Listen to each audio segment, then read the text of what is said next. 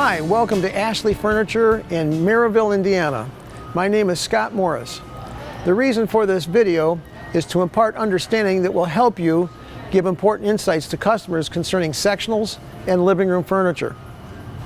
Two things I would like to talk to you about off the bat. One is, in your showroom, especially if it has high ceilings, everything tends to look smaller in the store, particularly sectionals.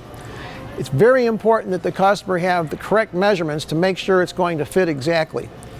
People will tell you constantly, oh, it'll fit, it'll fit. I can't tell you how many times in my career I've had people swear up and down the sectional is going to fit, only upon delivery to have to send it back because it didn't quite make it. So in particular, sectionals always have to be measured. The second thing is the showroom lighting affects the appearance of all your upholstery. And it's important to show customers the difference when you're pointing to a particular item. For instance, the pillow in the light looks a lot different than the pillow out of the light. So they must be aware of that when they're looking and take it in and out of the light to show them the differences. Another important thing to know about sectionals is sometimes the customer shouldn't be buying a sectional. What do I mean? They'll come in asking for a sectional, often with a chase. But the first question you should ask them is, do you like to rearrange your furniture a lot? Some people do. Some people are constantly turning their rooms inside out, wanting to create a different look. Or sometimes they have to move furniture around because of the holidays to make room for the tree and so forth. But a sectional usually can fit in a home only one way. There's only one footprint that will accommodate it. If that's the case, then a sectional will be there forever, and it's not quite the right purchase for that customer. They would be better off with a sofa and love seat, for instance. The next thing about sectionals is you can get two types. You can get an L shape or you can get a U shape. And it's important to figure out from the customer's standpoint what's best right off the bat. The best way to do that is to sit down and do a sketch with them. Outline the room and figure out where they intend to put things. You'll be surprised how the information that you find out. Even couples will be at disagreement and not even know it till you do the sketch. Here's a figure I'll throw at you, 50%. 50% of the people that come in that are couples that are thinking of putting a sectional in the room will have totally different ideas about where it's going to go, but they haven't discussed it with each other. They're not even on the same page. A sketch can help you with that. Here's how a conversation often goes. Well, I thought we'd be putting that section over there. Well, no, then you can't see the TV. But I thought we were going to move the TV to the other wall. Well, we really didn't decide on that. That's the kind of conversation that happens when you sit down and sketch. So sketching is critical, especially on sectionals. Let us now talk more about this sectional, the Luxura, L-U-X-O-R-A, from Ashley Furniture. Before we start with the sectional, let's talk about some industry trends. The large screen TV has changed the way we use our homes, and a sectional is a very convenient way to turn your living room into your particular family space. When watching TV, if you have friends or relatives, having a sectional can kind of define your space better than anything else in the living room or in a great room. One thing you've got to ask yourself, though, is, do I want a chase on one end? The chase is actually this piece over here. A lot of people like a chase, but they don't realize the work it takes to get in and out of it. For instance, when I came over here, I just sat down. Very easy to sit down and to get up. But with a chase, you have to sit here first, move your legs around, push yourself back, and to get out, you have to do the same thing. Maybe that's not too much effort for you. But a lot of people don't think it through that much. That's something to be mindful of and to bring it up to customers as well. Sectionals have a way of bringing the family together, but they also can pose difficulties in terms of traffic patterns in the room. When you're thinking about traffic patterns, you have to remember which way you're going to access the sectional from first. If you're going to access it from the chase side, this is kind of inviting and makes you want to sit down rather than this side, which the back of it wants to push you away. So when you're doing your sketch and your room planning, remember the chase should be, the open side should go to the way in which the room is being accessed. Let's talk about the Luxura in more detail. This has some gray in it it also has some beige in it. The color they refer to as bisque, B-I-S-Q-U-E. But it reminds me of the term greige. Greige is a mixture of gray and beige. And you'll hear that term a lot in our industry because it's a very popular look. They say that gray is the new beige. I had a gentleman in here recently that managed a Sherwin-Williams paint store. I asked him what's the favorite color, what's selling the most. He said by far it's gray. So gray and beige work well together, and you're seeing them even in the same fabric. So this is a very popular look. You'll notice that this has separate cushions that can be flipped. Not only can they be flipped, but they can be rotated out to all the other spaces where the cushions are. This greatly enhances the durability of the product. It increases the longevity, if you will. You have dozens of combinations when you talk about being able to flip or not flip a cushion. And also when you add to that the back cushions, which can be flipped as well and rotated. A sofa will usually wear out in one or two places first, so your ability to keep refreshing the cushions will really increase the lifetime. Also, sectionals are bigger pieces, therefore the seats are usually deeper. Because of the deeper seat, the back cushions are usually removable. This makes it more comfortable for everyone. A tall person might take up the whole seating area. But in my case, I need to push the cushion forward a little bit. Now I'm very comfortable indeed. Some people will say, I don't like loose back cushions. I've heard that a lot. I heard it from 2 different customers in 1 week, and they both reversed their opinion of it when I told them the following. It increases the lifetime of your furniture, but also it increases the comfortability. Everyone will feel comfortable if you can adjust the cushions.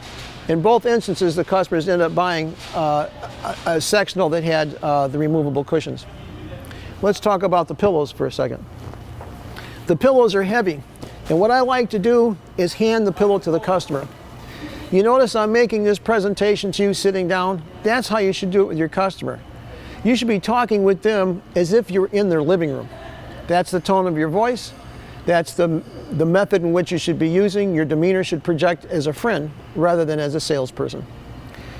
When they're sitting here, I like to have them feel the cushions. These are very heavy because they are a feather blend. And I say to them, if you were going to put a price on pillows, what would you say this is worth? $40, $50, something like that? Well, guess what? You get 9 pillows with this particular arrangement. So you're getting like $400, $500 in pillows. Bring that point home. Make them see the value. When we're talking about the cushions, this is a very good thing to do. I like to share this information with them when I'm sitting there. First of all, we'll unzip this.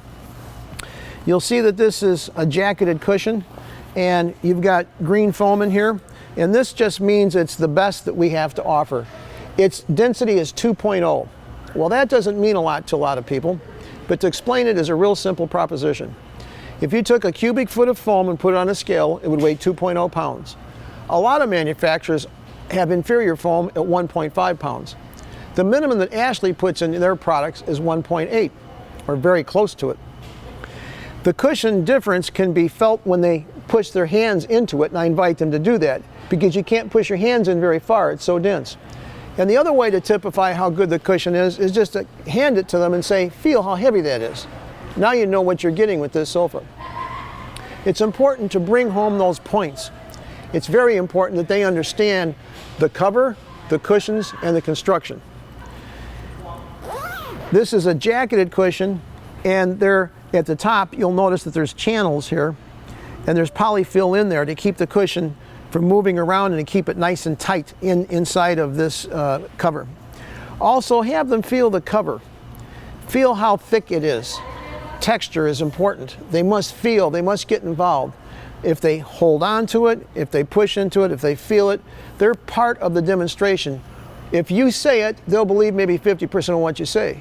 But if they do it and feel it and can confirm it, it's brought home 100%.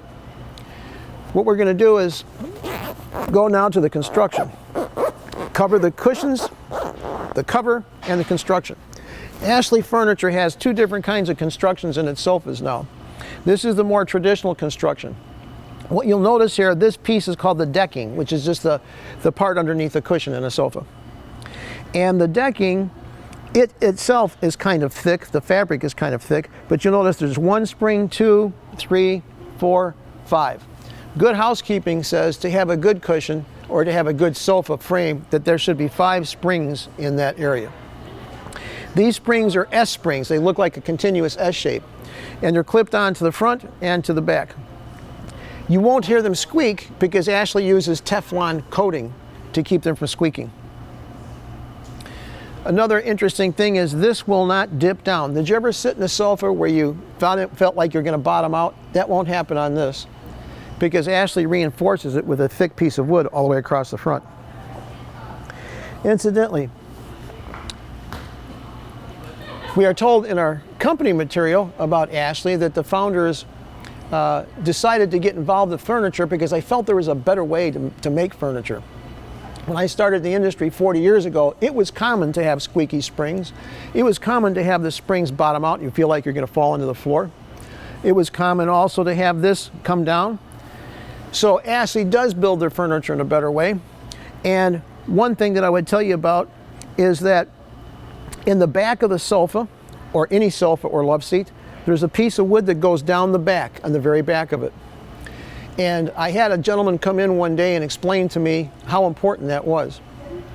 He was lifting up all the love seats and feeling underneath there, and I couldn't figure out what he was doing. I said, "What are you looking for? There's only cloth underneath there."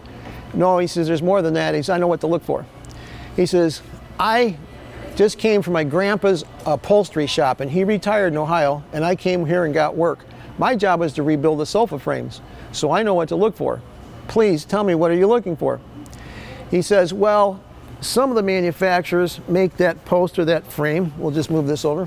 Most of that frame, which would be like right in through here, you can see it maybe right in through there. He says, and when they make that post, it goes down about this high. He says, I'm always repairing those. He says, I'm always having to make those repairs. The other thing, he says, if it goes down all the way to the bottom of the sofa in the back, and the bottom of the sofa in the back has a board like this, he says it's better if it rests on top of there. He says, but there's a better way than that. That breaks loose too. If you have the back posts go all the way down to the bottom, you can feel it underneath there on the bottom. He says, and it's bolted. I've never had to rebuild one of those sofas. That frame is as solid as they come. And Ashley Furniture builds all their sofas, their love seats, and their sectionals the same way, the back post. But also you'll see an angle here. See how this is angled? This is called an A-frame construction. They build the back of it, and then they have a bracket or a frame that's a triangle that reinforces it. It makes it very sturdy. Not only that, it gives just the right kind of slant to make sure that the cushions support you well where you need it most, in the small of your back. Ashley said it had a better way to build furniture. Here's a couple examples. Also, I would tell you something else about this design. It's low enough so that if it's out in the middle of the room, it's not going to interfere with looking through the middle of the room. When people have a large room, sometimes they divide it into a dining area and then also like a living room area. Sectionals are great to accommodate that because usually the backs aren't very high. Unless you get into reclining, then they have to be higher to support your neck and back. When people are using this particular kind of unit, I ask myself and then I ask them, what is the main use going to be? Are you going to use it for every day? Is it just going to be for show? And if it's going to be used for every day, then you want to talk about functionality. One of the best things you can do is offer an ottoman, or at least explain an ottoman. This piece here is the most versatile piece in living room furniture. First of all, you'll notice we have it flipped over. On the back side, of course, are a cup holder and also a surface that's great for playing games or cards or what have you. But when it's flipped over, then it covers up this storage area, and it looks just like a cushion, just like a cushion on the sofa. An ottoman not only gives you a chance to sit and play games in this fashion, it also gives you storage space where you can put games or other things like blankets, spare pillows, and so forth in there in a convenient way. But an ottoman also offers another seat or two. If you have company come over, you can pull the ottoman out, and with the lid flipped over to its normal position, you have a very comfortable seating arrangement for more guests. But it does more than that. We talked about the chase lounge. If people decide against the chase lounge, this can turn every seat into a chase lounge because everybody, if it's positioned properly, can use it to put their feet up. Also, it's a great place to bring a tray from a kitchen to eat off of, or to do things that you need a soft surface for, like maybe to change a baby's diaper. The ottoman not only looks good in front of the sofa, it can look good in other areas of the room. You may, for instance, want to put it underneath a window. I had a lady tell me that she liked her ottoman because not only was it great with her living room set to do the things we're talking about, but she had a garden and she liked to look out the window at her garden. And she says the ottoman she could just pull over there and do that for a couple hours a day. She really enjoyed it. So this is the most functional piece in living room furniture. It gives you all those capabilities, and you always want to suggest the ottoman. Another important thing is, let's say you have a sectional and it's a U-shape, so the spaces are kind of tight when you're walking around, and you have children. You don't want to have a cocktail table with wooden edges on it, because children will constantly be bumping into that, and maybe so you will possibly be bumping into it too. But soft edges on an ottoman allow you to get around that problem 100%. And usually an ottoman is just a small fraction of the price of the sectional. You know, it might be $200, $300, $400, but look at all the enhancement that permits you. We're going to take a look at some design features here. You'll notice that the fabric goes quite a ways down. This is what Ashley Furniture does. Some manufacturers would stop the fabric here, but Ashley puts extra fabric in there so when you're sitting in the cushion, it will never expose this material. Another thing is, where Ashley has springs in their seats, they double up the springs where you sit. There's one here, 2, 3, 4, 5, and 6. They double the springs here. Have you ever had the sensation of dipping into a sofa? For instance, you know, you feel like you're falling into it.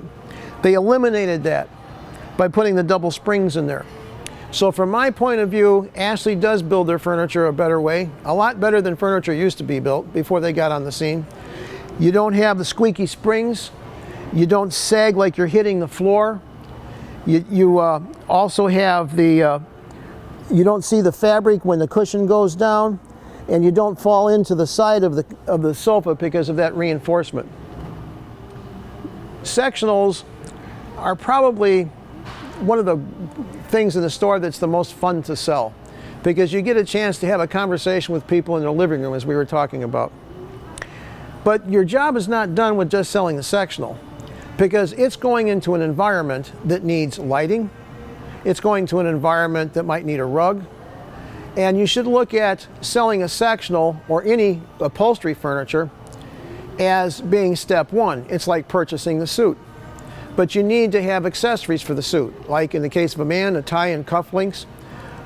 With a woman, earrings, a necklace. So when they're in your showroom looking at everything decorated, it looks great. And when they get it home, if they don't have anything that makes it pop or stand out, they might be a little bit more disappointed. So it's up to you to lead them in thinking about the proper lamp or lamps, the proper area rug in front of it, perhaps a throw to make it a little bit more comfy and homey, and even wall art. Wall art makes everything in the room much more interesting. So they aren't thinking total look, but their happiness depends on the total look usually. So you're a facilitator. It's up to you to make the transition, and the great time to do that is in the sketch. Oh, I see you have a little space here. You have room for maybe a lamp in this corner, or you have need for light in this area. And what's above the sofa on the wall or the sectional might suggest some wall art that goes perfectly with it. When people come into a furniture store, they could probably count on their hands the number of times they've been in furniture stores. You don't go into a furniture store every day of your life. It might be once every 5 years or something like that. So all these things should be top of mind to you because you do it every day. But to the customer, it's the last thing they're thinking about. Something else you might portray to them, it's easier to pick the furniture out before it is to paint the room or to select the carpet. Many times people will be in transition when they come to you. Well, we just moved. What color are the walls? We have to pick the walls out, the colors out. What color is the carpet? Well, we got to pick the carpet out too. Okay?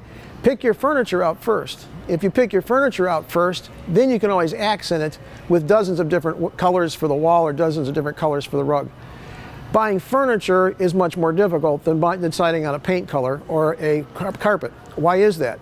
Well, with a sofa you have many things. It has to pass the eye test, the eye candy first, and then it has to pass the comfort test, but also has to pass the size test and probably a budget kind of consideration as well. And so all those things go into it. If you pick the furniture last, if you decide to do the room first and the furniture last, you may have just knocked out your favorite pick for a sofa or a sectional because it won't go with the colors you just painted on the wall. So these are ways in which you can help customers make a more insightful decision, and a more informed customer is your best chance for a sale. It's also the way you endear yourself to a customer. We just went on a journey and we shared a lot of information. That's what you should do with your customers. It's not so much the information as it is the journey that you're on and sharing it. You have a chance to bond together. You get to know each other.